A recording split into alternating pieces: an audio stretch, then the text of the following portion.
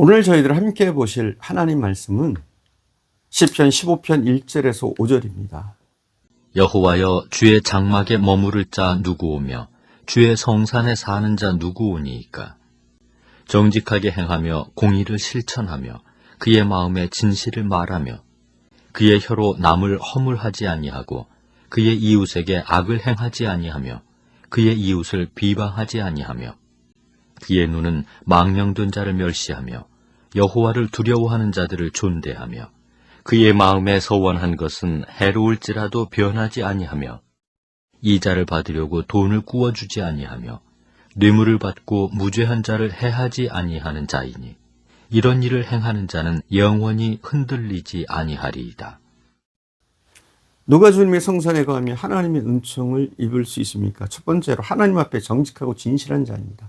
우리가 하나님 앞에 쓰임받으려면 무엇보다도 정직해야 합니다. 하나님 앞에서는 진실해야 합니다. 두 번째, 공의를 행하는 자. 공의가 뭡니까? 자, 세상적인 공의는 상벌을 줄 때 공평하게 주는 것이 공의입니다. 그러나 성경이 말씀하는 공의는 공의로우신 하나님의 뜻을 따라 행하는 것입니다. 즉 하나님의 말씀을 나침반 삼아 사는 것입니다. 세 번째, 그 마음이 진실한 자입니다. 우리 말이 진실하지 못하면 마음이 부패하고 거짓됐다는 증거입니다. 거짓말을 하지 않고 참말, 진실한 말을 하는 세상이 올 때 주님의 나라가 서는 것입니다. 네 번째, 이웃에게 그 혀로 참소하지 아니하고 그 벗에게 행하지 않는 자입니다. 3절을 봉독하겠습니다. 그 혀로 남을 허물하지 아니하고 그의 이웃에게 악을 행하지 아니하며 그의 이웃을 비방하지 아니하며. 한마디로 나와 관계 있는 이웃과의 관계입니다. 부모나 형제를 원망하고 이웃을 참소해서 남에게 손해를 끼치고 행악을 저지르는 사람은 하나님의 성전에 들어가지 못합니다. 그런 사람을 하나님은 좋아하지 않습니다. 자기는 지롭게 하는 것 같아도 이웃을 억울하게 하고 괴롭게 한다면 하나님께 쓰임받을 수가 없습니다. 자기는 믿음으로 했다고 생각하지만 이웃에게 상처를 주고 손해를 입혔다면 하나님이 기뻐하시는 사람이 아닙니다. 하나님에게 쓰임받고 하나님이 인정하는 사람은 이웃에게 기쁨을 줍니다. 이웃을 유익하게 합니다. 이웃이 잘되게 하고 이웃이 복되게 하는 겁니다. 이것이 하나님이 기뻐하시는 사람입니다. 하나님의 복을 받을 자들은 이웃을 복되게 해야 합니다. 특히 복음을 전함으로 복되게 해야 됩니다. 우리 믿는 사람들이 세상에서 빛이 되지 못하는 행위를 하는 것은 결코 용납될 수 없는 일입니다. 교회는 진실과 상식이 통하는 곳이 되어야 합니다. 교회가 너무 자주 편법을 행하고 만약 파렴치한 일들이 교회 안에 존재한다면 그것은 정당화될 수 없습니다. 무리하게 교회를 세습하고 목회자가 재산을 너무나 많이 축적하고 성적인 타락, 장로들의 당파 싸움, 교회가 성도와 세상의 모범이 되어야 하는데 그렇지 못한 교회, 그렇지 못한 성도는 하나님이 기뻐하시지 않습니다. 우리는 무엇보다 혀를 잘 사용해야 합니다. 혀는 어떤 흉기보다 더 깊은 상처를 남길 수 있습니다. 눈에 보이진 않지만 오히려 눈에 보이는 상처보다 더 깊은 상처를 내는 것이 우리가 혀로 만드는 상처입니다. 칼에 의해서 망한 나라보다 혀로 망한 나라가 더 많습니다. 교회도 가정도 혀로 망하는 경우가 많습니다. 교회에는 일꾼, 구경꾼, 말꾼이 있다고 하는데 여러분 말꾼이 무엇입니까? 없는 말을 지어내는 사람, 보태는 사람, 남의 험담하기를 취미로 삼는 사람, 이게 말꾼 아닙니까? 이런 사람들은 결국 하나님이 기뻐하시지 않고 이렇게 쭉 산다면 하나님 앞에 버림받습니다. 특별히 말을 지어내는 사람은 문제가 됩니다.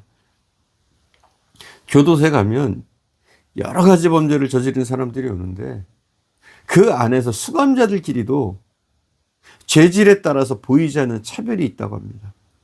그 중에 가장 재질이 나쁜 사람으로 그 안에서 통하는 사람이 누구냐? 바로 사기꾼이라고 그래요. 본문에 참소한다는 말의 히브리식 표현은 비방의 혀를 굴린다는 뜻입니다. 더 구체적인 뜻은 혀 위로 정탐꾼이 스파이 노릇하듯 걸어다닌다는 뜻입니다. 남을 비방하는 사람들은 하나님 앞에 설 자격이 없습니다. 죄의 장막에 유하지 못합니다. 남을 깎아내리고 자기가 잘 되려고 생각하지만 하나님 앞에서는 어림도 없는 이야기입니다. 결코 잘 될 수 없습니다. 베드로전서 3장 10절에 보면 좋은 날 보기를 원하는 자는 혀를 삼가고 거짓으로부터 입술을 금하는 일이라고 했습니다. 우리가 주님 앞에 설 때 당당하려면 우리 입술을 잘 사용해야 합니다. 우리의 혀를 잘 사용해야 합니다. 야고보 사도는 혀는 능히 길들일 사람이 없다. 쉬지 아니하는 악이요 죽이는 독이 가득한 것이라고 야고보서 3장 8절에서 말씀하고 있습니다. 칼로 몸을 죽여도 혀로는 마음을 죽이고 영혼까지 죽입니다. 주먹에 얻어맞은 상처는 한 달 안에 다 낫지만 혀에 얻어맞은 상처는 1년, 10년, 일생 갑니다. 행악자와 참수자는 하나님의 집에 들어가지 못합니다. 남을 축복하고 남에게 유익을 주는 성도가 되어야 합니다. 다섯 번째, 하나님을 두려워하고 경외하는 자가 여호와의 성산에 거합니다.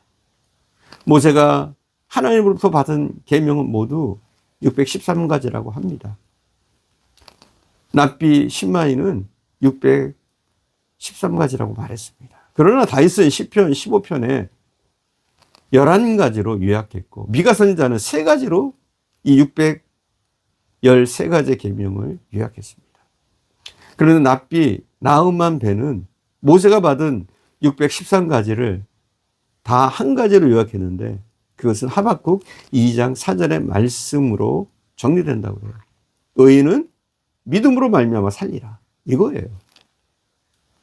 오직 믿음으로 사는 사람은 망령된 자, 하나님을 멸시하는 자를 경멸하고 하나님을 두려워하는 자를 존대합니다. 오직 믿음으로 사는 사람은 가난해도 하나님을 경외하는 사람을 존경합니다. 세상적으로 성공한 사람을 부러워하는 것이 아니라 하나님을 두려워하는 사람을 부러워하고 하나님께 서약한 것은 해로울지라도 지키려는 사람을 존경합니다. 우리의 믿음이 무엇입니까?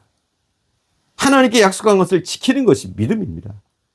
하나님은 66권 성경을 통해서 약속을 다 지키셨는데 나는 몇 마디의 약속을 지키지 못하거나 팽개친다면 어떻게 되겠습니까? 그런 사람이 어떻게 하나님의 집의 일꾼이 되며 여호와의 성산에 거할 수 있겠습니까? 4절에 망령된 자를 멸시하며 했는데 망령된 자가 누구입니까? 망령된 자는 악을 행하는 자입니다. 여기 망령된 자는 예레미야서 2장 13절에 이렇게 말합니다. 내 백성이 2가지 악을 행하였나니 곧 생수에 그런 되는 나를 버린 것과 스스로 웅덩이를 판 것인데 그것은 저축하지 못할 터진 웅덩이라고 말씀했습니다. 망령된 자는 하나님을 떠나 살아가는 사람입니다. 그런 사람의 결국은 모든 수고가 헛된 것으로 끝나는 겁니다. 사랑하는 여러분, 하나님을 진실하게 의지하는 성도가 됩시다. 하나님 앞에 쓰임받는 사람이 되고 하나님의 성전에 하나님과 함께 거하는 축복을 받아 누리시는 저와 여러분 되어줄 수 있기를 간절히 축원드립니다. 기도하겠습니다. 사랑하는 주님, 우리가 주의 장막에 거하며 주님의 성산에 주님과 배울 수 있는 은혜를 주심을 감사드립니다.